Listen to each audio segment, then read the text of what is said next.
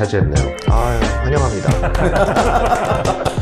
네, 조금 위기감이 있었는데 네.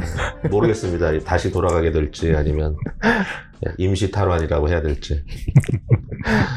예, 사실은 그 솔직한 제 심정은 그 다른 분이 인도를 해주니까 제가 생각을 훨씬 더 자유롭게 많이 할 수 있더라고요. 그래서 사실 저는 뭐 이렇게 필기도 하고 하면서 이렇게 리플렉트 할 수 있어서 개인적으로 이게 참 좋은 거구나 그런 생각을 했는데 이번 주에 다들 좀 바빴죠.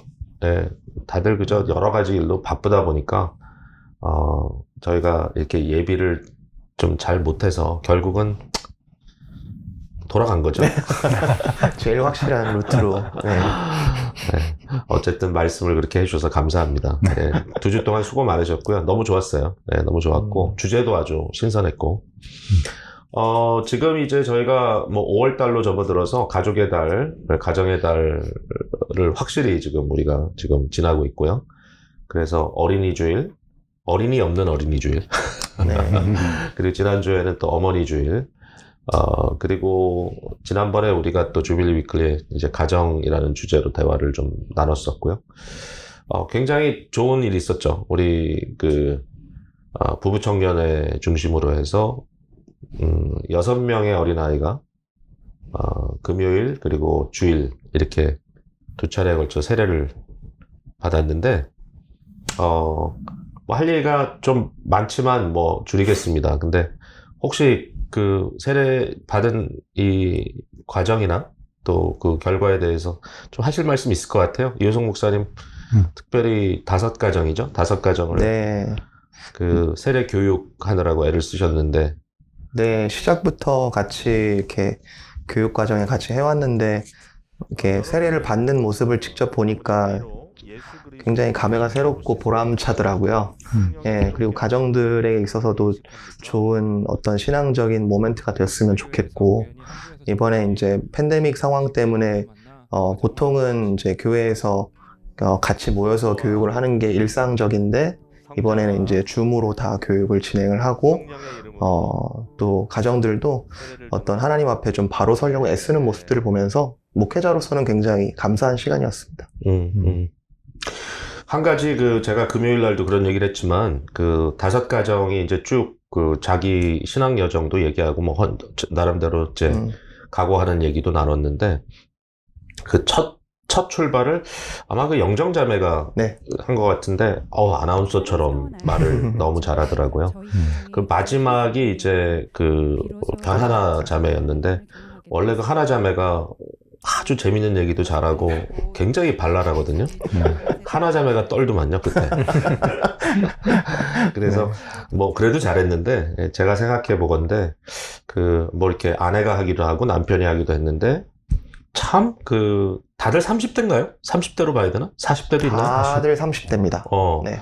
근데 정말 하나같이 너무 또렷또렷하게 자기의 생각을 발표를 너무 잘한다. 그러니까 이게 발표력이라고 해야 될지 모르겠지만 정말 뭐 솔직히 아무도 이제 우리가 생각하는 어떤 대중 스피치에 대한 그런 피어 같은 게 전혀 안 보이고 너무 잘하더라고요. 그래서 그게 요새 젊은 사람들의 좀 특징인가. 예전 분들 같으면 굉장히 이렇게 샤이하기도 하고요.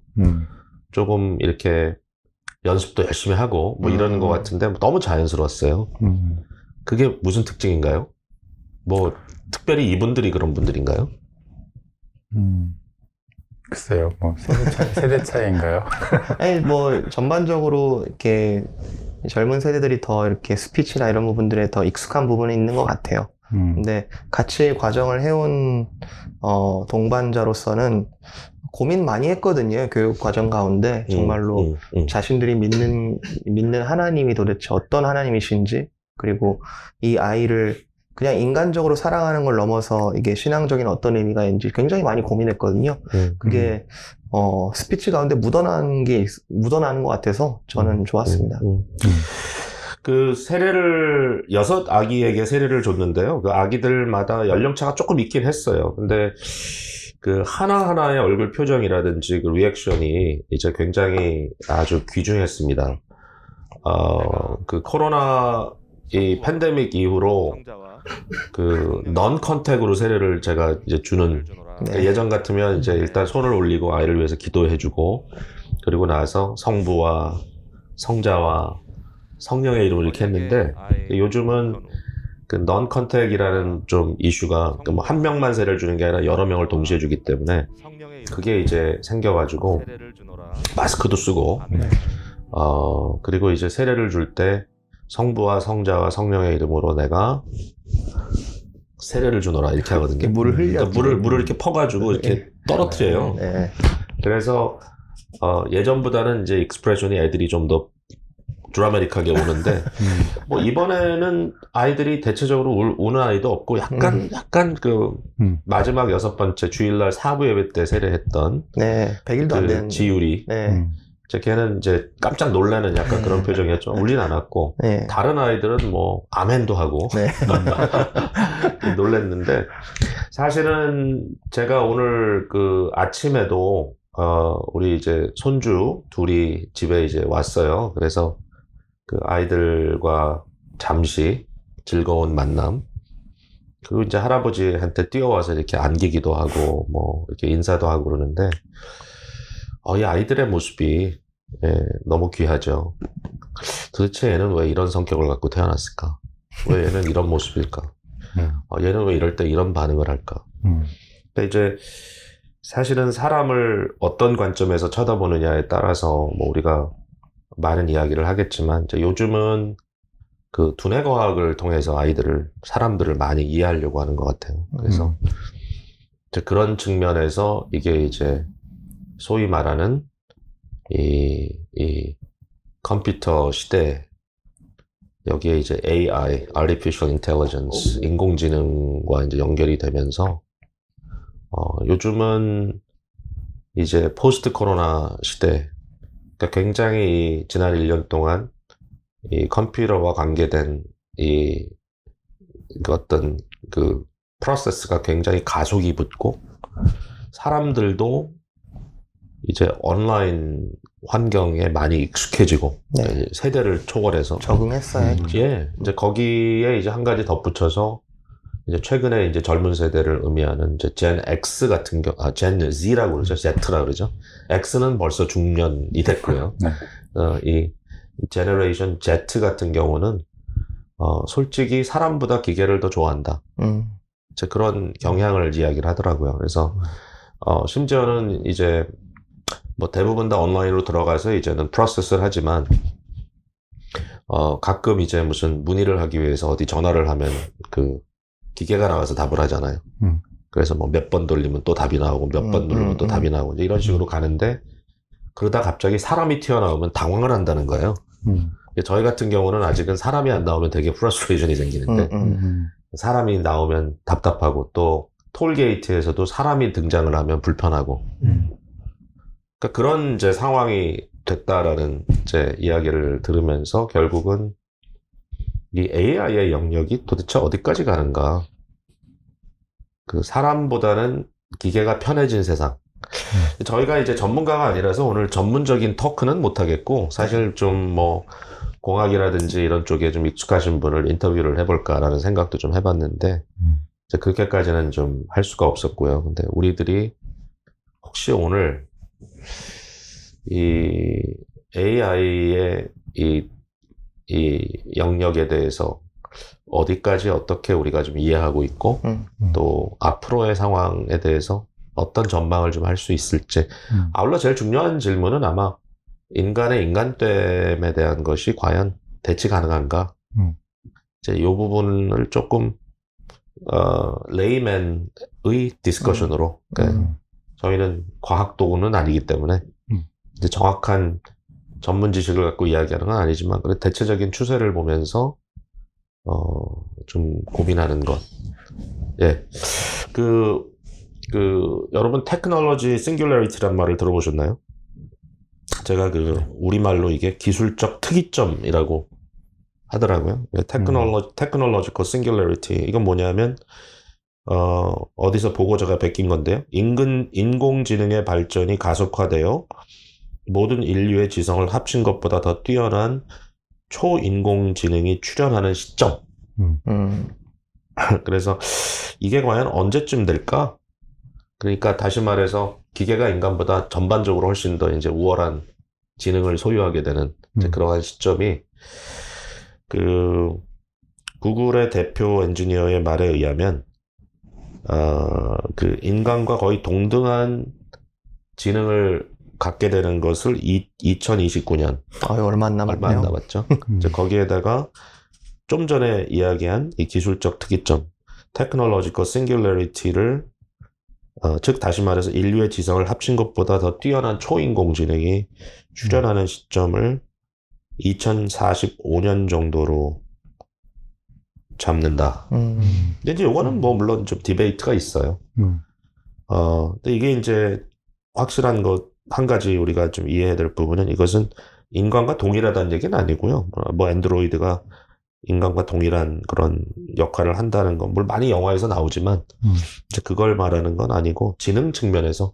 여기에 이제 감성이라든지, 성격이라든지, 의지라든지, 뭐 이런 굉장히 다른 디멘션의 이슈들에 대해서는 이제 아직도, 이제 사실은 거기까지는 언급이 안 되는 거지만, 일단, 그 워크의 측면에서, 일의 측면에서 인간을 대체한다는 거는 뭐 거의 확실하게 지금 얘기가 되는 것 같고, 뭐 10년 후만 돼도 지금 우리가 하고 있는 상당한 일을 기계가 대체하고 사람들도 그걸 도리어 편하게 생각하는 그런 시기가 올 것 같다는 것인데, 글쎄, 내가 한 부분을 지금 이제 언급은 안 했는데, 이제 저도 이제 배워 나가는 거죠. 관심을 조금 갖고 이제 배워 나가는데, 뭐 다 아실 거예요. 아마 우리 듣고 계신 분들은 훨씬 더 앞서가니까요. 근데 그 딥러닝이라고 하는 그 기술이 개발되면서 사실은 이 AI의 그 데이터 습득 능력과 프로세싱 능력이죠, 사실은. 이걸 이제 스스로 배우는 딥러닝이라는 것은 데이터를 그냥 축적하는 단계가 아니라 스스로 그것을 프로세스하고 배우는 단계니까요. 실제로 이제 기계가 그런 소프트웨어가 있기 때문에 그걸 이제 한다는 얘기인데, 그게 불과 2014년 정도로 얘기하니까 뭡니까? 7년 정도? 6, 7년 전에 이제 얘기인데 그 사이에 어마어마한 변화가 지금 생기고 있는 거예요. 어마어마한 변화가. 가속이 붙으니까. 그래서 이제 이런 상황 속에서 과연 이게 도대체 무슨 의미로 우리가 받아들여야 되고 어떻게 대처해야 되는가? 교육자들의 턱입니다. 네, 혹시 AI에 대해서 얼마나 생각해 보셨어요? 아니, 근데 결국에 기술적 특이점이라는 게, 그게 그냥 AI가 뭐 많이 발전했다 이런 수준의 얘기가 아니라 그 분기점을 계기로 어떤 AI의 발전을 이제는 측량이 불가능한, 그러니까 기하급수적으로 확 늘어나는 단계를 말하는 거잖아요. 근데 이제 저도 이제 조금 그런 관련된 기사들을 좀 찾아보다 보니까 이게 사실은 저희가 예전에 이제 아까 딥러닝이랑 관련해서 그 이세돌 씨가 이렇게 바둑 알파고랑 바둑을 뒀을 때 그때가 사실은 저한테는 개인적으로 굉장히 큰 충격이었거든요. 그게 몇 년 전쯤 됐죠? 솔직히. 한 3년 전? 3년 전. 그러니까 이게 이미 딥러닝 과정 속에서 이제 이루어지는 그렇죠. 거죠. 네, 그러니까 어떻게 보면 그때 제가 경험했던 그 충격이 이 앞으로 있을 이 싱귤러리티의 맛배기 같다는 생각을 좀 했는데, 사실 이세돌 씨랑 알파고가 대국을 하기 전에만 해도 그래도 뭐 체스의 영역은 이미 정복이 그때 됐었지만 바둑의 영역은 인간이 어떤 기계도 터치할 수 없는 인간만의 고유 영역으로 다들 믿고 있었는데 이제 완전히 그게 아니라는 게 이제 적나라하게 드러나서 그 인간의 고유 영역이라는 것은 이제 이렇게 산수적으로 숫자적으로 계산할 수 없는 어떤 그쵸. 다른 그런 통찰력의 영역이 있다라고 생각한 거죠. 그렇죠. 그래서 사실은 바둑계가 그냥 통째로 다 흔들렸었죠. 왜냐면 이게 바둑은 체스랑은 또 다르게 뭐 체스를 좋아하시는 분들이 이의를 제기할지 모르겠지만 어떤 철학과 이런 나름의 어떤 심오한 세계가 있는데 그걸 베이스로 이게 기술적으로 그냥 두는 게 아니라 어떤 총체적인 하나의 사람이 형성되는 과정에 비유를 해서 이렇게 좀 그거를 아주 어린 나이부터 이렇게 수련을 해가는 과정이 있는데 그 영역이 이제 기계에 의해서 이제 정복을 당했다는 그런 그런 느낌 때문에 많은 분들이 좀 당혹스러워하고 그랬던 것 같아요.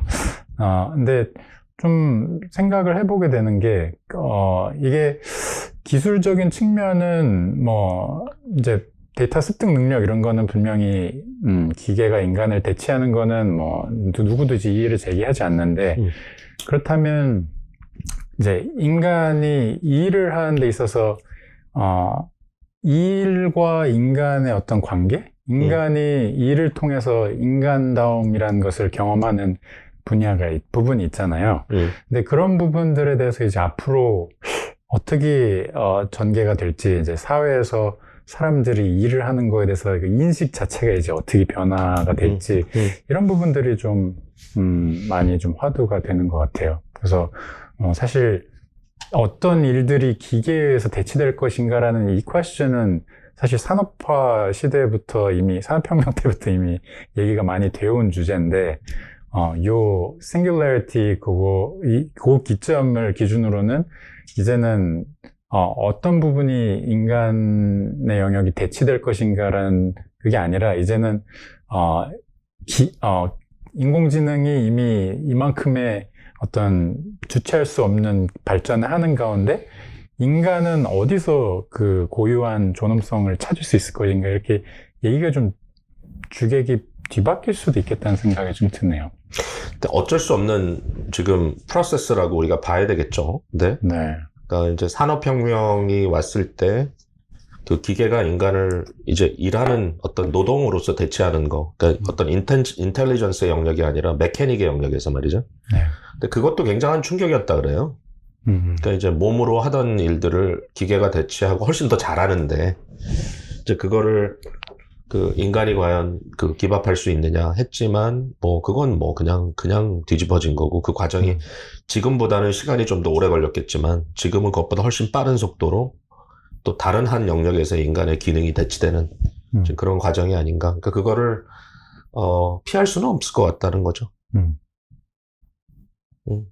다른 분들은 어떻게 좀 거기에 대해서 좀 AI에 대해서 고민을 해보신 적이 있습니까? AI에 대한 내용들이 이제 충격을 주고 불안을 주는 것이 어디까지 발전할 것인가, 또 인간의 영역을 어디까지 침범하고 뛰어넘을 수 있을까, 좀 그런 부분 때문에 많이 불안해하기도 하고, 실제 기술을 좀 경계하기도 하고, 뭐 이제 SF 영화라든지 뭐 좀 미디어나 웹툰 뭐 이런 데서는 벌써 앞서 나가서 뭐 이 정도까지 발전하지 않을까, 이렇게 예측하기도 하는데요. 저는 근데 나쁘게만 보지는 않는 부분이, 이제 산업혁명이라는 부분이 인간의 기계화이기도 했어요, 사실은. 그러니까 인간이 그 기계를 만들면서 많은 부분들이 기계화되면서 산업이 확 발전한 부분들도 있지만, 사실은 그 모던 타임즈라든지 뭐 그때 그 비판했던 그런 영화들도 보면은 인간이 또 같이 부속품이 돼가지고 돌아갔던, 이제 인간 또한 기계의 일부분이 된 이제 시대를 이제 표현하고 있는데, AI에 오면서 인간이 원래 모습을 되찾아가는 또 상황이 되고 있지 않나, 좀 이런 생각이 좀 들긴 해요, 저는.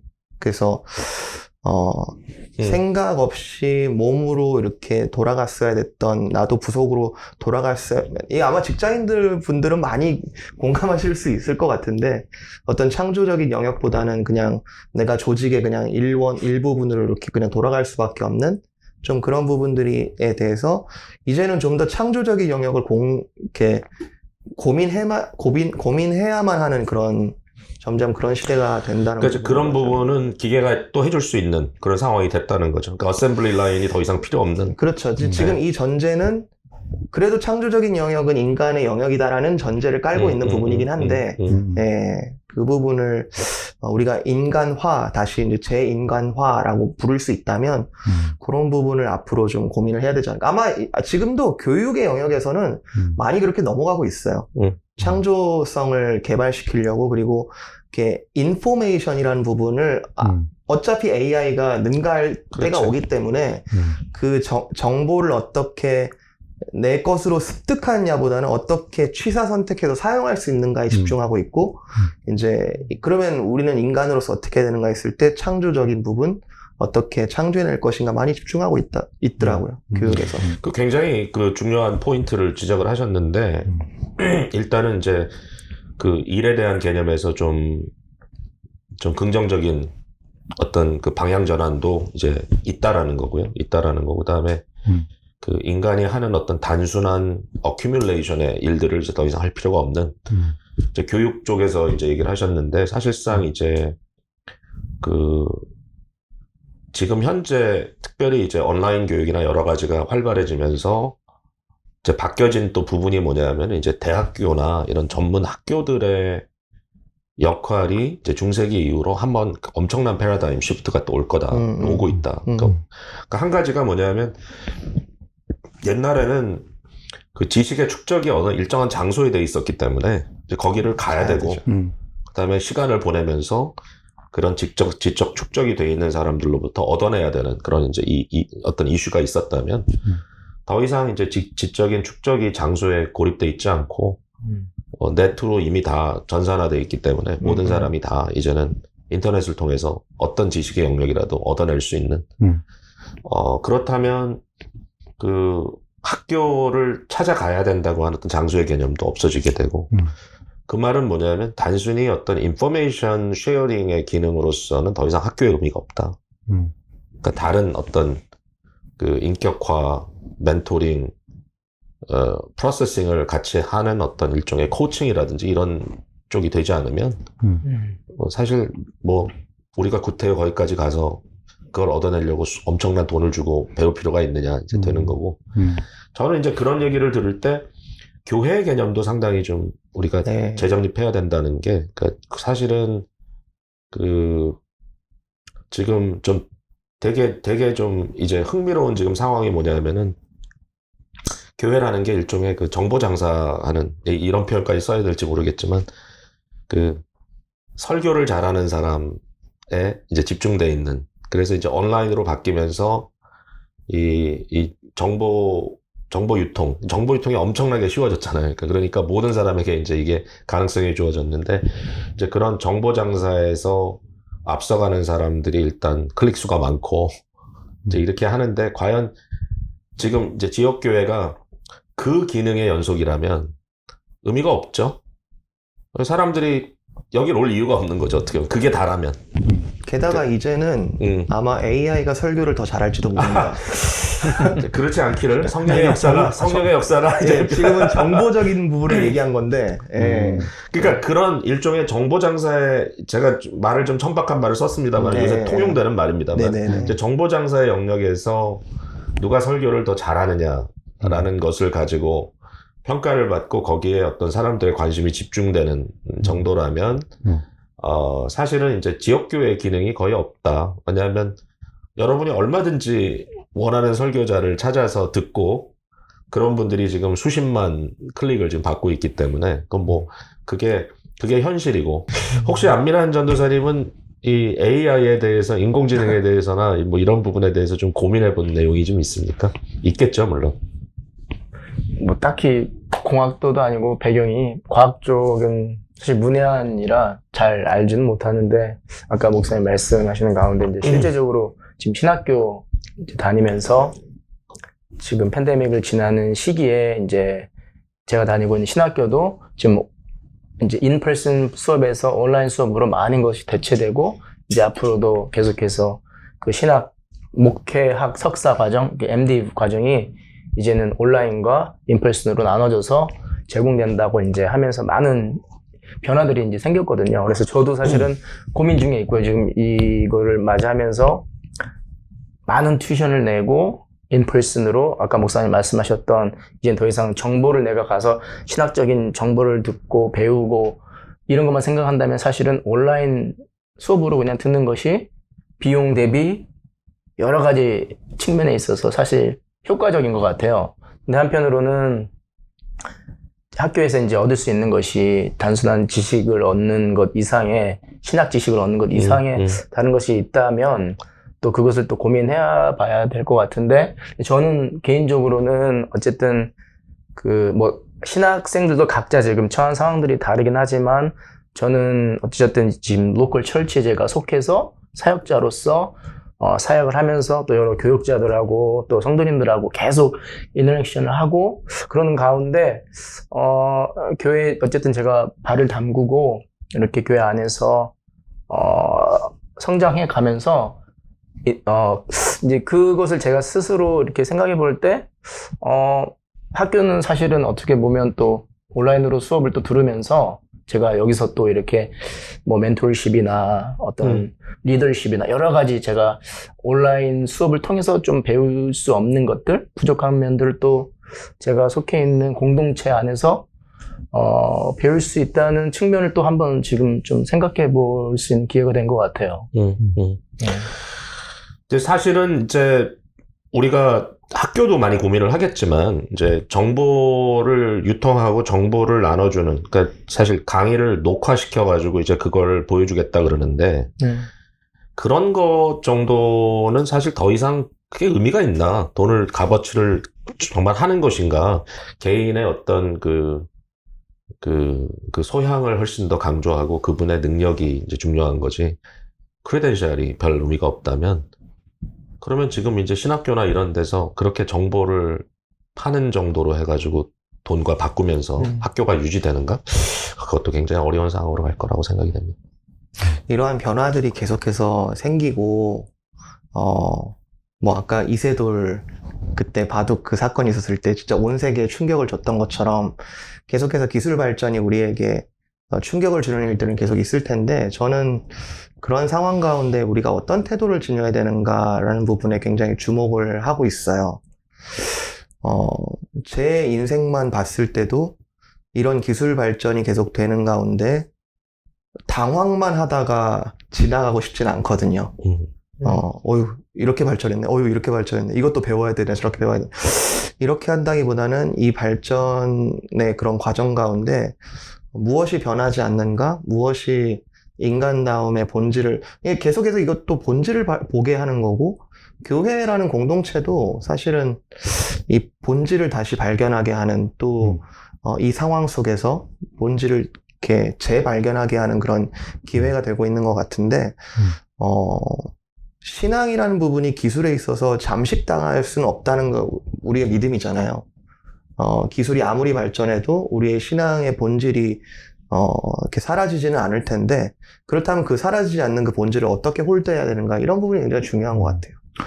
지금 하시는 말씀을 들으면서 좀 드는 생각이, 사실은 아까 뭐 목사님께서 이제 사람들이 뭐 기계 뒤에 숨는다든가 이제 사람을 대하지 않는 걸 더 편애하는 세상이 오고, 뭐 지금 이미 뭐 수업도 이제 온라인으로 하는 거에 더 익숙해진 학생들이 많이 생기는 시대인데, 한 가지 변하지 않는 사실은 사람은 육적인 측면이 분명히 있다는, 그러니까 육체를 가지고 그 육체를 지니기 때문에 거기서 오는 인간만의 어떤 그 특징이 분명히 있는데, 그 부분들에 대해서 이제 좀 더 깊은 고민이 필요하지 않을까 하는 생각이 들어요. 뭐 저희가 이제 창세기 처음에 이제 하나님께서 인간을 창조하시고 그 가운데 이제 하나님께서 지으신 그 동산을 이제 경작하게 하셨잖아요.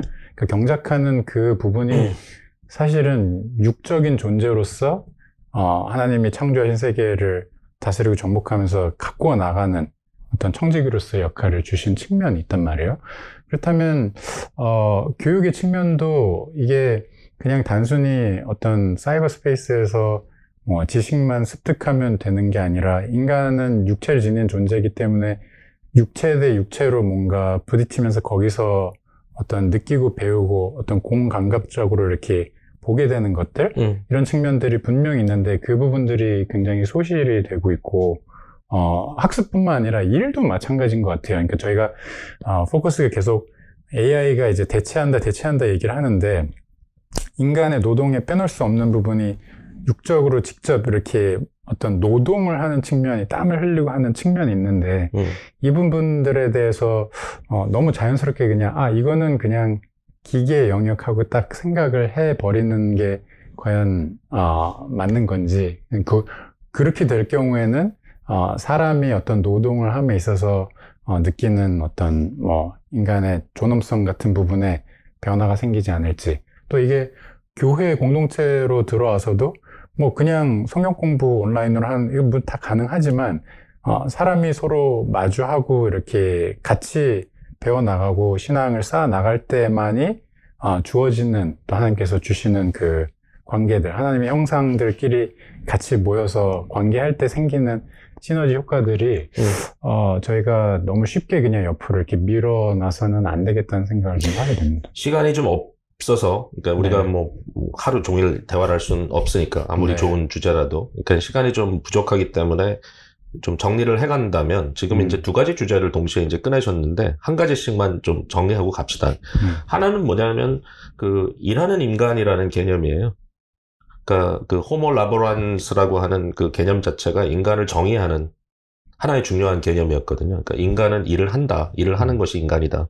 근데 그 요즘 그 뭐 4차 산업혁명인이 이야기를 하면서 이제 많이 나오는 얘기가 뭐냐면 일을 안 하고, 그러니까 인간은 일을 하지 않고 기계가 일을 해주고, 거기서 나오는 경제적인 이익을 정부가 인간들에게 나눠줌으로써 그냥 살아갈 수 있도록 하겠다는 그런 얘기들이 많이 나오는 거잖아요. 근데 과연 그것이 합당한가? 이제 합당하다는 거에 대해서 좀 고민을 해볼 부분이 뭐냐면, 생존에 대한 고민이 없이 인간이 purely 이게 레이버의 개념으로서의 일이 아니라 플레이의 개념으로서의 일도 가능한가?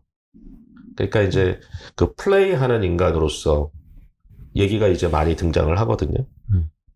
우리가 인간의 궁극적인 어떤 그 데스티네이션을 얘기할 때 그 영원한 그 하나님의 나라의 천국의 개념에서 과연 우리의 모습이 그 일은 있죠. 그게 뭔가를 하는데 이제 그것이 순수한 플레이의 개념이냐 아니면 그 일종의 노동의 개념이냐라고 했을 때 좀 의미가 다른 건 같거든요. 근데 어떻게 생각해요? 일은 본질이라고 생각하시죠? 지금 그렇게 좀 표현을 하신 것 같은데 사람이 인간으로서 꼭 해야만 하는 일은 뭔가요? 플레이는 조금 플레이로서의 일은 내가 선호하는 일을 한다는 개념이 좀 많이 들어간 것 같아요.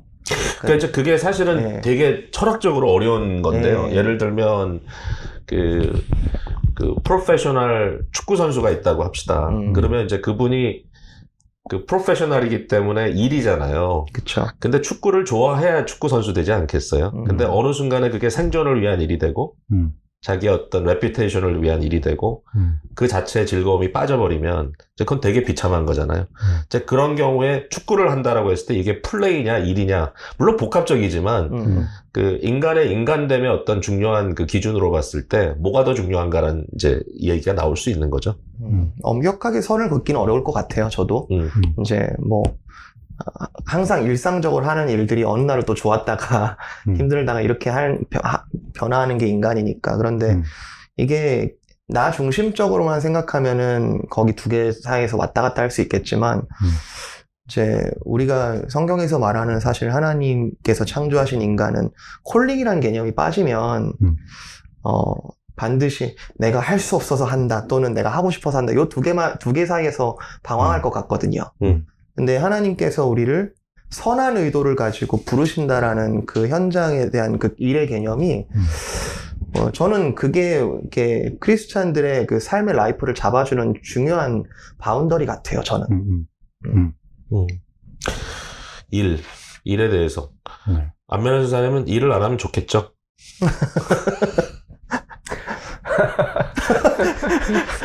좋겠죠. 오늘 이 시간도 일입니까 혹시?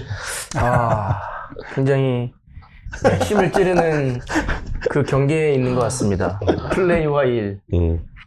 예. 근데 이 일이라는 부분이 그러니까 플레이와 구별되는 거 아까 이제 축구 예를 드셨는데 여가로서 어떤 쉼으로서 즐기는 축구와 이제 그게 어떤 일이 됐을 때는 아까 여성 목사님께서 말씀하신 것처럼 크리스찬으로서 일을 접근할 때는 분명히 거기에 대한 하나님께서 주신 소명과 컬링을 고민을 안 할 수가 없거든요. 근데 그 부분에 일을 하게 될 때는 어쩔 수 없이 이제 이 세상이 죄악 가운데 있기 때문에 어떤 가시덤불과 엉겅퀴를 우리가 경험하면서 하는 일이 될 수밖에 없어서 거기서 오는 이제 그냥 순수한 의미의 플레이와 동일한 일이 가능하냐 하면 저는 가능하지 않다고 생각을 하거든요. 플레이의 개념으로. 네. 순수하게. 네. 근데 이제 본질을 얘기하는 거니까, 그러니까 다시 말해서 기계가 일은 할 수 있지만 기계가 과연 즐거워서 일을 할 수 있을까? 그렇죠. 예. 기계가 플레이를 한다는 개념이 과연 기계한테 통할 수 있을까라고 했을 때 인간의 뭐가 더 본질적이냐라는 얘기를 하면 인간은 재밌어서 일할 수 할 수 있거든요. 있죠. 예. 어떻게 보면 일과 플레이를 구분할 수 있는 유일한 존재가 또 인간이잖아요.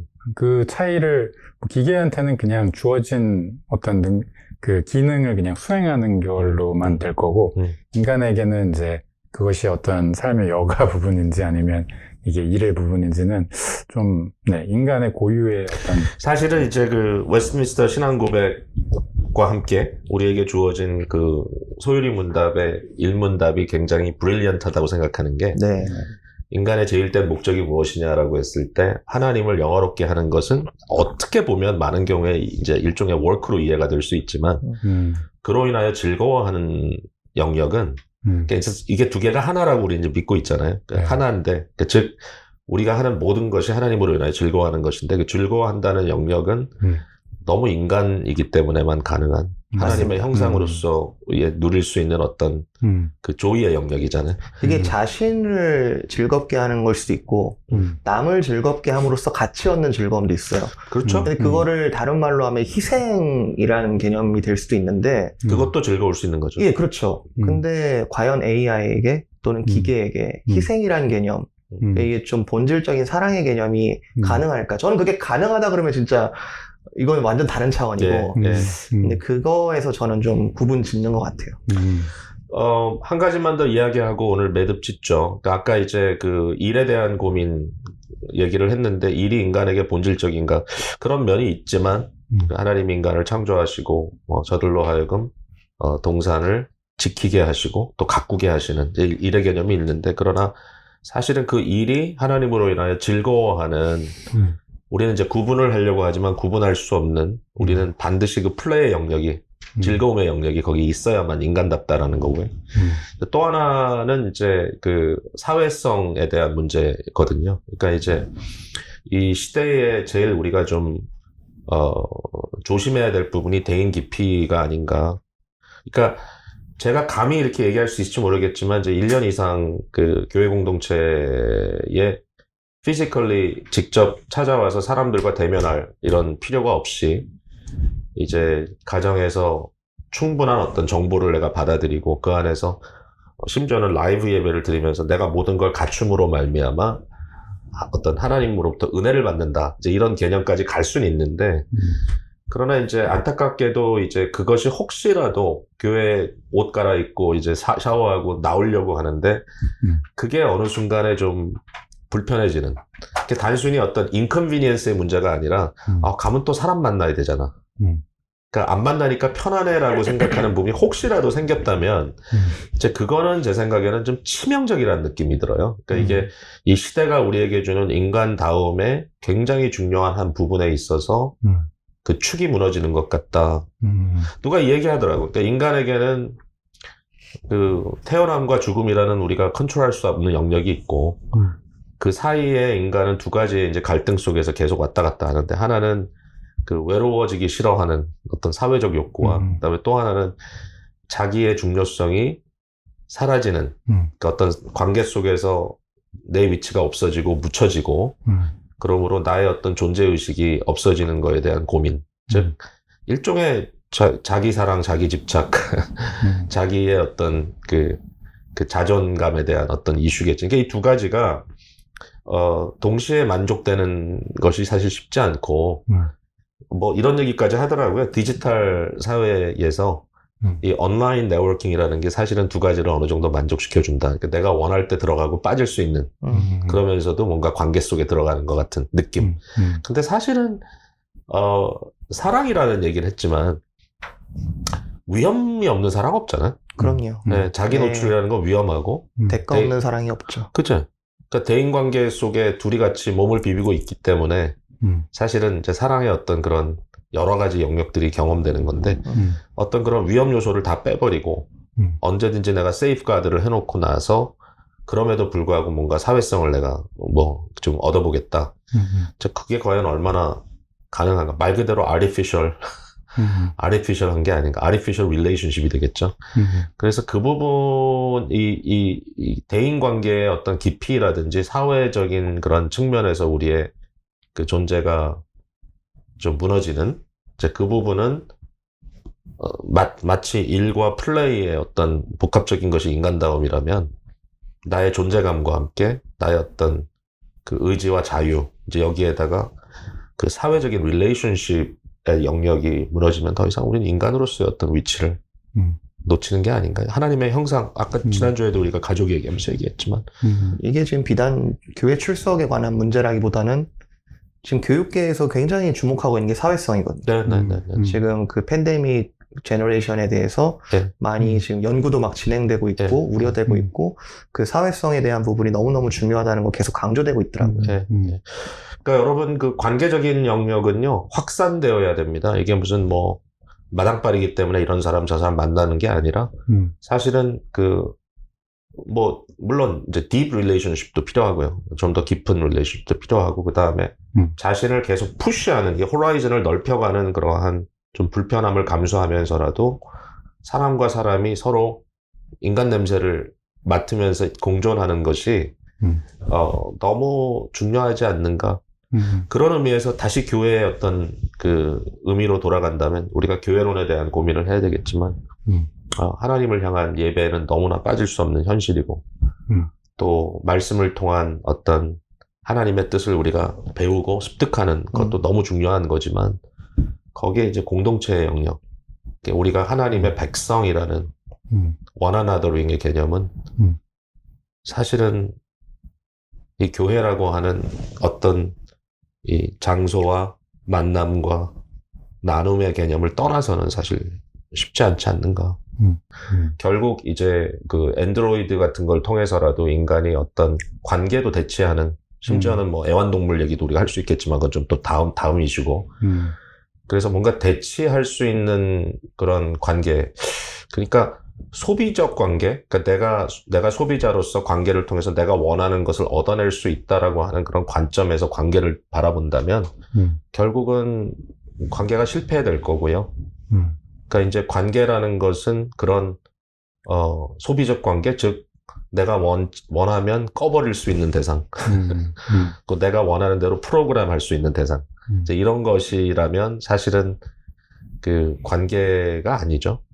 결국 자기 중심의 극대화죠. 네. 그러니까 이제 그런 식으로 이제 앞으로 이런 컴패니언십도 나의 외로움을 없애기 위한 하나의 나의 소비로서 마치 밤마다 내가 좋아하는 카페나 또는 바에 가가지고 항상 만나는 사람들과 만남을 일종의 소비하듯이 뭐 그렇게만 표현할 수 없는 또 영역이 있겠지만 그러나 그런 입장에서 우리가 관계를 이야기한다면 참 안타깝다. 그러니까 교회가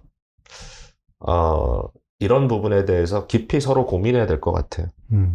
교육자들도 교회를 소비하는 경향이 좀 있어요, 솔직히. 그래서 자기 잡 찾듯이 찾아다니고.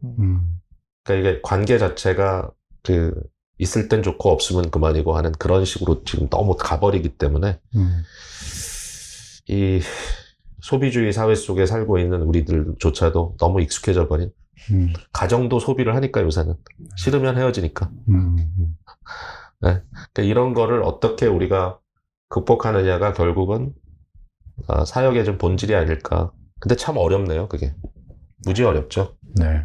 정보 주는 게 제일 쉽지, 사실은. 그렇죠. 네, 남들보다 좀 더 앞서 뭐 많이 알고 프로세싱하고 그건 어떻게 보면 좀 더 쉬운데 이 릴레이션십이란 저도 굉장히 좀 고민해야 될 문제가 아닌가.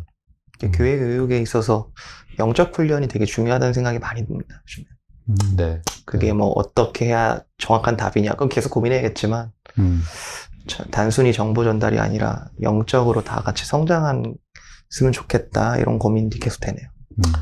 네, 오늘도 유익한 대화였던 것 같고요. 계속 진행돼야 될 대화인 것 같고 특별히 교회론적인 측면에서 우리가 이 시대의 어떤 그 조류, 흐름과 리플렉트 하면서 고민해야 될 굉장히 중요한 주제인 것 같은데 오늘 함께 해주셔서 감사하고요. 또 지금 이 학기말 고사로 인하여 혹사당하고 있는 안민환 전도사님 오늘 시간 내서 시험 도중에 참여해 주셔서 감사한데 역시 좀 힘들어하는 모습이 보입니다. 그런가요? 오늘 잘 놀다 갑니다. 플레이. 네, 여러분 다음 주에 또 뵙겠습니다. 감사합니다. 감사합니다. 감사합니다.